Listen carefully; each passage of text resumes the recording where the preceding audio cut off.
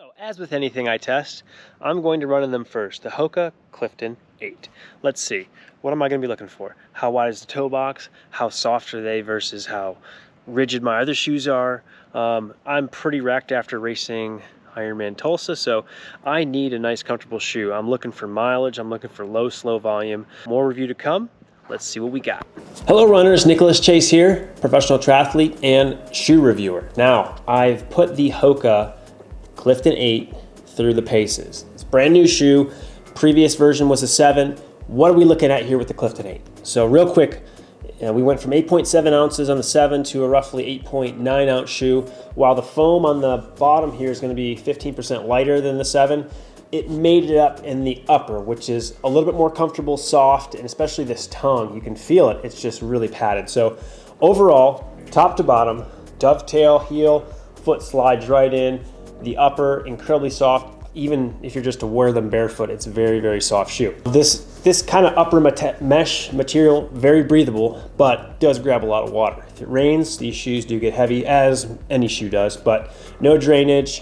We've got a horizontal tread pattern here, which is going to kind of make the flexibility a little bit more rigid. I think that that's really good. The Clifton 7 was actually very, very soft back to its inception. It was like the softest one they'd made in a long time. Now the 8, I think, is the blend between responsiveness and softness. You're not going to be quite cloud marshmallow, but honestly, I think with the balance they've landed on, you can pick it up really quickly and pace and still feel supported. This kind of rocker is going to keep your momentum moving forward during all of your runs. I took it straight out of the box and then went for a 24K run, and it was great. I felt like since I've been racing so much, taking off the carbon shoe and putting on a nice, soft, comfortable cushion shoe, I really felt awesome. So long runs, trails, even on the insides, it says soft and light for everyday use, and I totally agree.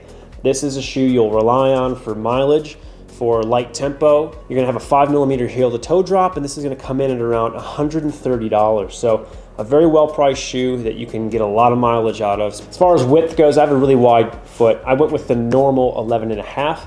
Probably could have gone with wide. My toes were just a little bit on the edge, but honestly didn't feel like I had any blistering or any issues. I just know I have a wide foot, so I typically do need to go for a wide shoe. But if you got a narrow foot, this is going to suit you perfectly. I think the balance here in the toe box is going to be really nice, especially how they've made the width right where it needs to be, where it's going to capture your toes. Again, the outsole durability is going to be better than ever. I think they've kind of brought it out a little bit in some areas to where it's going to catch the ground a little differently, so you won't get the same wear patterns as you did in the previous versions. And obviously, that's the main thing. How long is this going to last for $130? It's going to last quite a while. Finally, what was the ride like for me as I was putting it through its paces? In the wet, it was incredibly stable. Even on painted surfaces, which are notoriously slippery, this shoe had grip. You can see there's a little bit of a tread pattern mix for everything. You've got the lugs, then you've got these nice little rubberized grips here, and I didn't feel like it was going to be an issue, especially cornering, very stable. Didn't feel like I was up too high on my platform, that I was going to roll an ankle.